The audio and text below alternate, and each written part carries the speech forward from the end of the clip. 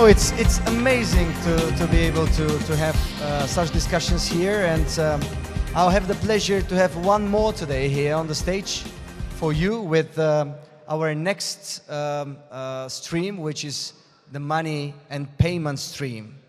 So how many of you are interested in money and payments in this room? Oh, that's why you're here then. All right. Did we bother you with big data? Okay.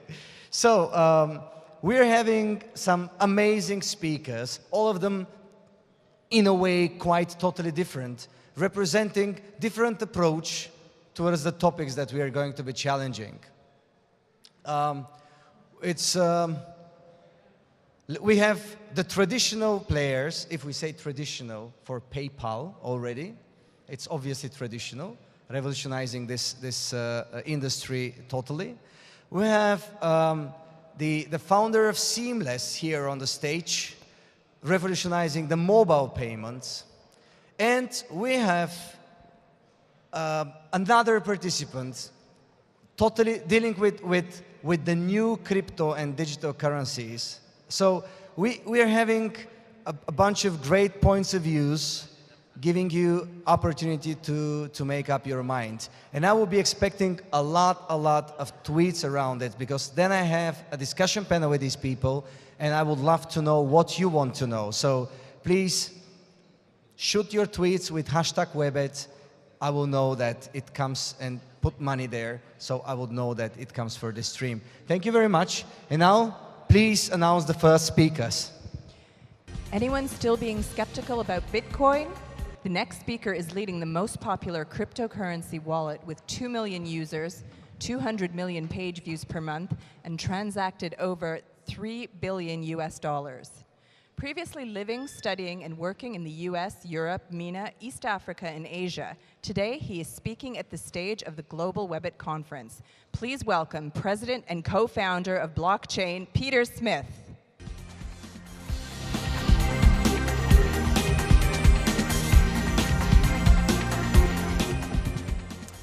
So if someone could bring me the remote, that would be really awesome.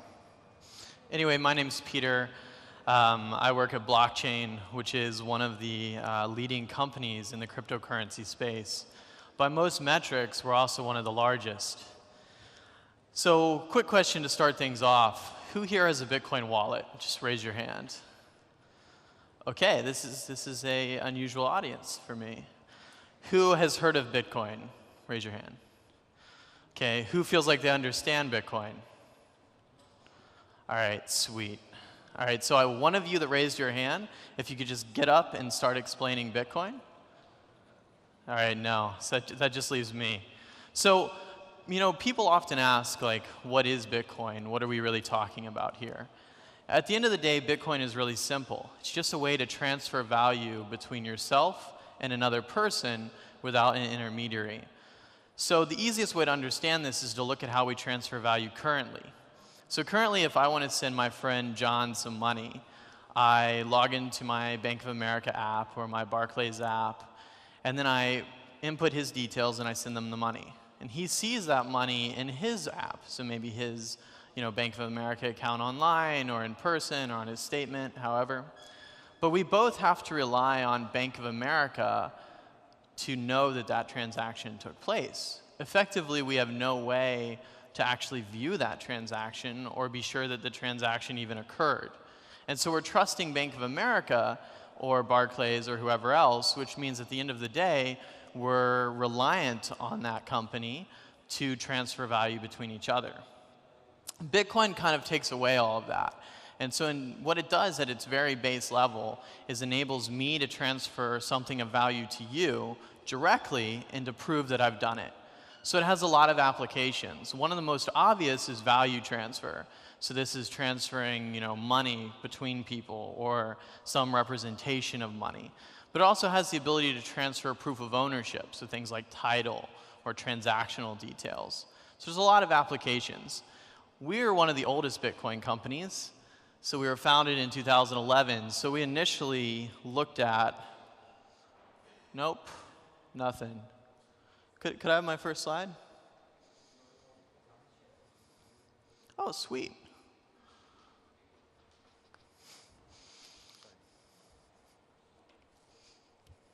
real hard. All right. Sweet. Let's keep going. So we initially focused on building a world without financial borders. So we didn't want people to have to be restrained by banking systems or by payments platforms. We wanted to build a global, completely distributed payments system.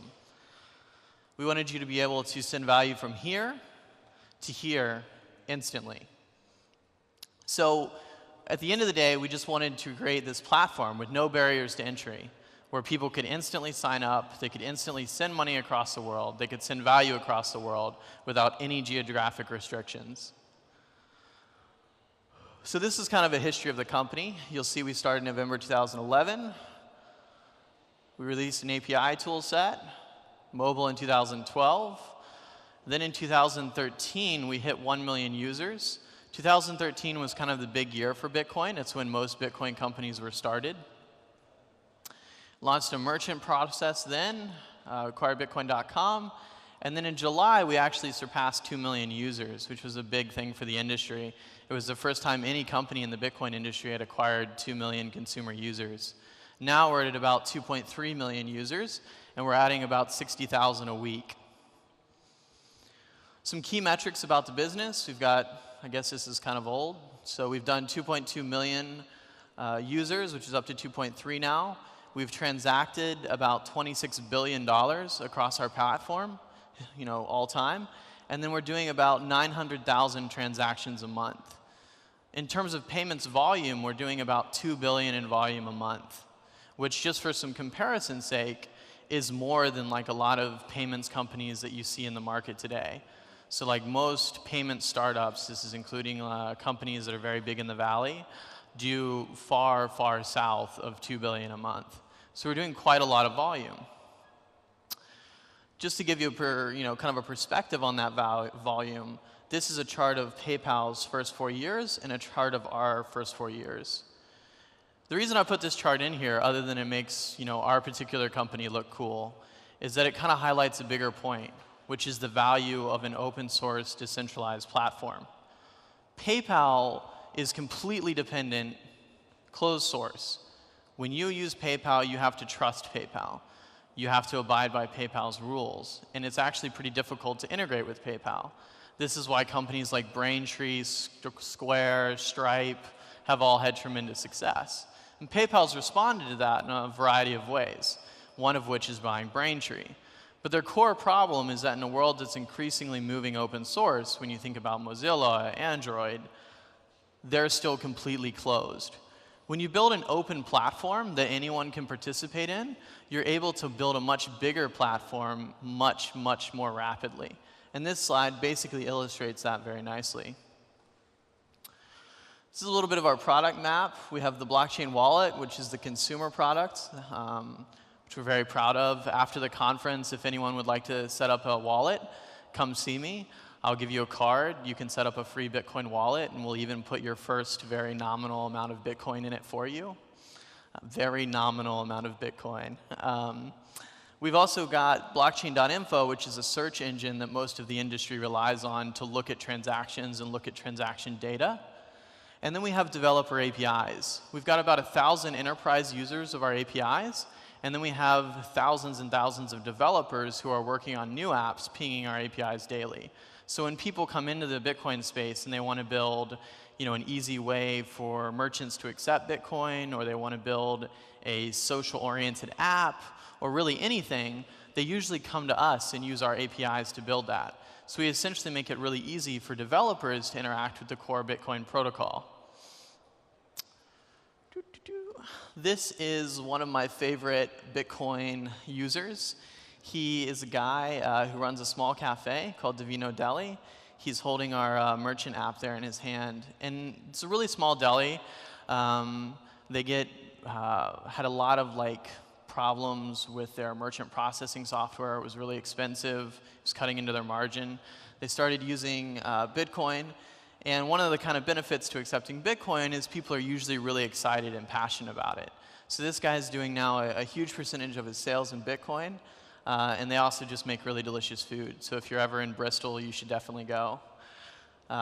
This is some people in Shanghai that are using our app.